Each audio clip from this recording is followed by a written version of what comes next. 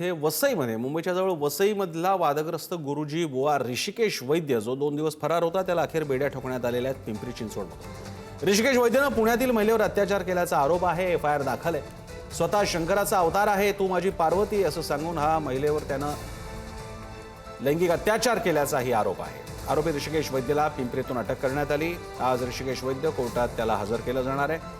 पुण्यातील 35 वर्षीय पीडित महिलेची 2023 मध्ये ऋषिकेश वैद्य याच्याशी फेसबुकवर ओळख झाली। त्यानं पीडित महिलेच्या धार्मिक वृत्तीचा फायदा घेत तिच्यावर अत्याचार केल्याचा आरोप आहे। ची तपासादरम्यान शहानिशा करत आहोत। यामधील जे आरोपी आहेत हे आरोपी माणिकपूर येथे राहतात।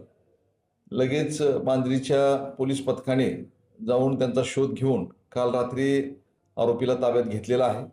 आता पुढील न्यायालयासमोर हजर करण्याची त्यांची कारवाई सुरू आहे।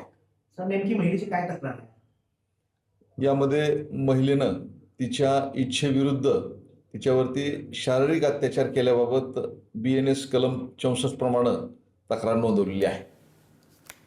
याबद्दल बोलण्यासाठी आपल्यासोबत पुण्याहून ज्ञानेश्वर सौतमल आपले प्रतिनिधी आपल्यासोबत आहेत। ज्ञानेश्वर, काय अपडेट्स चालू आहेत ऋषिकेश वैद्य प्रकरणात? काल रात्री उशिरा जेव्हा या आरोपीला अटक करण्यात आली तेव्हा पिंपरी चिंचवडच्या भागातून त्याला पोलिसांनी अटक केलेली आहे।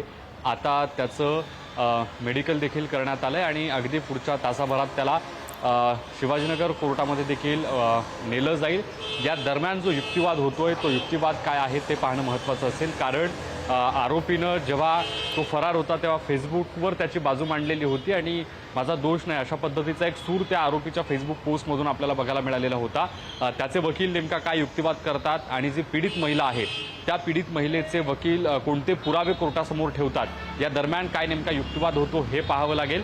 सगळ्यात महत्त्वाचं म्हणजे जेव्हापासून त्याला पोलिसांनी अटक केलेली आहे या दरम्यानच्या काळात त्याची जी चौकशी झाली त्या चौकशीतला देखील तपशील काय आहे हे पाहणं महत्त्वाचं असेल। तुर्तास तरी जो आरोपी आहे तो कुठल्याही पद्धतीचा आपण गुन्हा केला नाही, जे आरोप केले जातात ते खोटे आहेत अशा पद्धतीची पोलिसांसमोर या दरम्यानच्या चौकशीत माहिती देताना बघायला मिळतोय। प्रसन्न सर, धन्यवाद ज्ञानेश्वर, तुम्ही दिले।